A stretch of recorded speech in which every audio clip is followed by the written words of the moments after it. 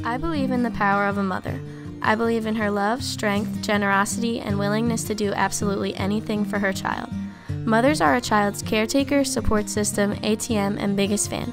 Whether she is called your mother, mom, mommy, or mama, she should be believed in. Why? Because a mother believes in you. My mom is the kindest lady in the world. I am blessed to have her. Sure, my mom is the weirdest, craziest woman who nags me all the time, but I wouldn't trade her for the world. I believe in my mother, Sylvia Hatzell, who believes in me.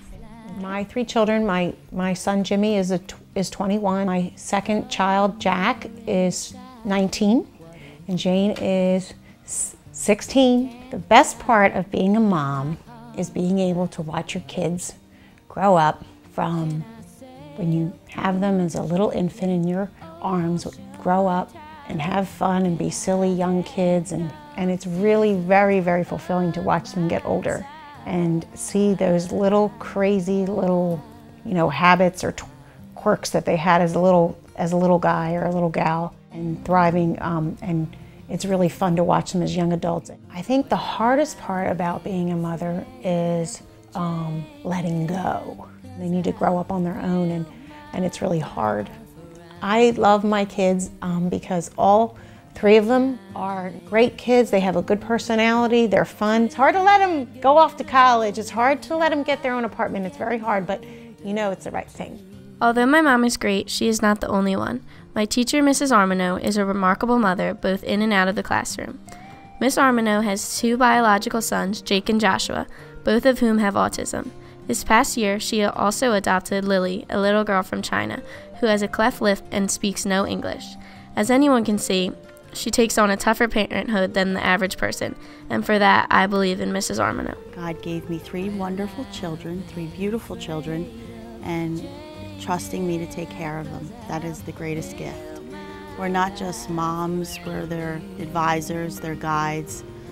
We're there to give them wisdom and help them learn.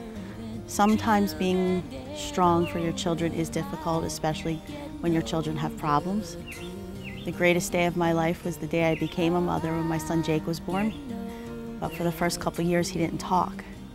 And I became concerned, and we found out that he had autism and he was communication impaired. And as a mother, when you find out something's wrong with your child, it kind of breaks your heart. With every child comes more challenges, and Joshua was this amazing, red-headed, blue-eyed, happy little baby. And then I think the hardest part for me with Joshua was when he was diagnosed with Asperger's, and knowing that he will never fit in society the way other children do. Again, I had to call on mother inner strength when I adopted my daughter Lillian, and adopting Lily again was a struggle, because now you are getting matched up with a child who is being raised somewhere else in another country by other people. But it was an absolute blessing when we were matched with Lillian and we brought her home into our family. It has been a challenge, but we love her. I love her. She's my daughter. But it is hard. Being a mother, I think, is the hardest role that I'll ever take on. But I love my children, and my children are the best thing that ever happened to me. Raising a child, all a mother wants to see is her child grow and achieve all of their lifelong dreams. Sadly, some mothers must face the tragedy of losing a child. Dawn Sutterfield raised a beautiful little boy named Brian, but at the age of 2, an unfortunate accident took his young life. Today, Dawn continues to have the strength to carry on in the memory of Brian, and for that, I believe in Dawn Sutterfield. It's a love like you'll never have with anybody but your children. You can love your husband, you can love your parents, your siblings, but the love you have for your child, there's none like it. It's hard because when you lose a child and you think of the memories that are supposed to make you happy, they make you feel sad because then you don't have that person anymore to experience it with. But it's hard because I think of him every minute of every day. There's never not a day that goes by that I don't think of him. To let that go means you're letting go of the only feeling you have left. So many people hold on to their grief and don't let it go because you don't have anything else to hold on to because they're gone.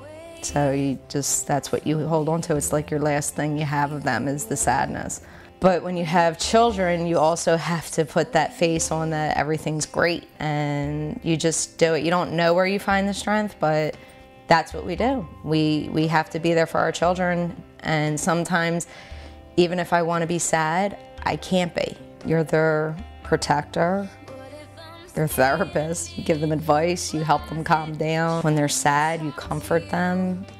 You're everything. A mother is everything to their child.